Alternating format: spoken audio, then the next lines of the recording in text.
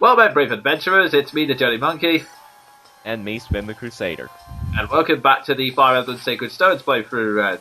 Gussie is close to death. Yeah, he is very close to epic screwage. Yeah. And yet there's another sword user in the fog, so this is gonna... Yeah, this is the problem with fog missions. A load of enemies seem to... Yeah, they come out of nowhere like that and just attack you.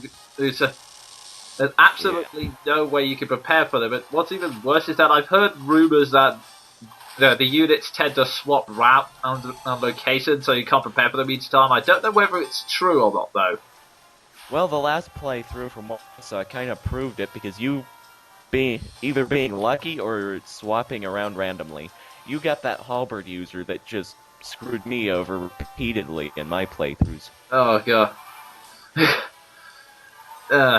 Yeah, there's a fade out just to skip over a few turns. Yeah, basically all the enemies over there have been killed, so...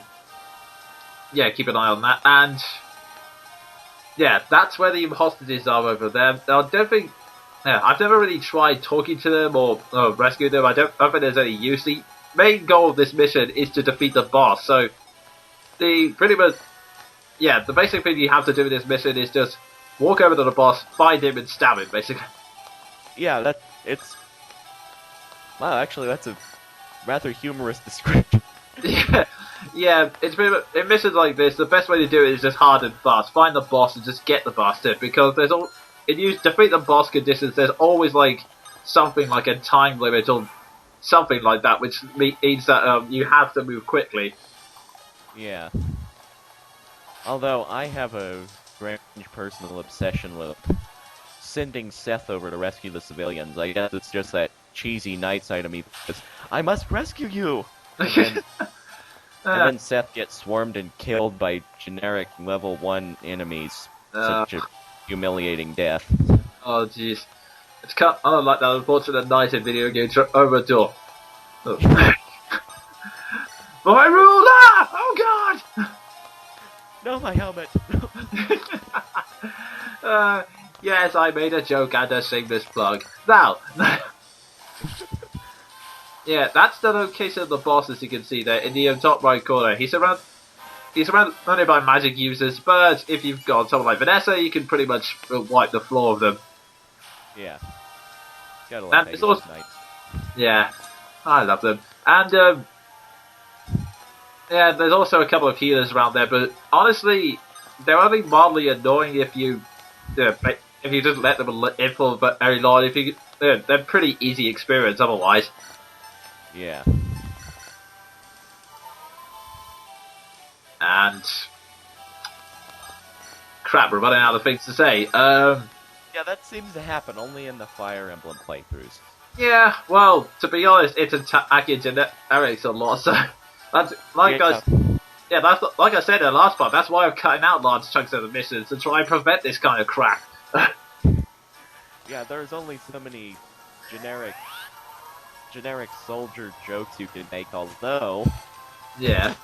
Soldieray. Soldieray. The oh god, greatest song ever. The only time generics have ever been epic. Yeah. Oh, I've wanted to make a joke about that for the longest time. oh god, yeah. Yeah, for those of you who don't know what you're talking about, try and search Soldier 8 on YouTube. Trust me, you'll not regret it. Oh, yeah.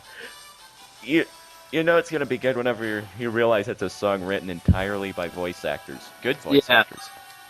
It's a really nice job.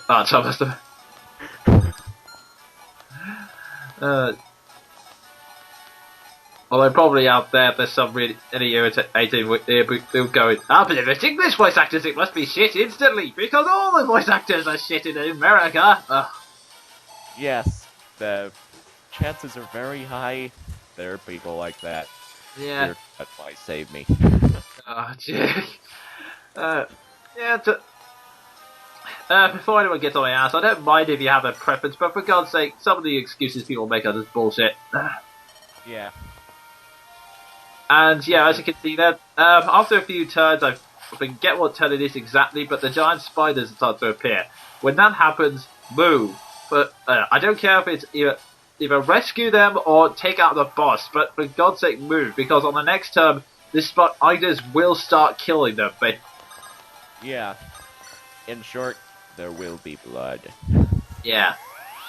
So, yeah, you pretty much have to act as quickly as possible. I don't know how killing him prevents the spiders from attacking necessarily, but what the hey.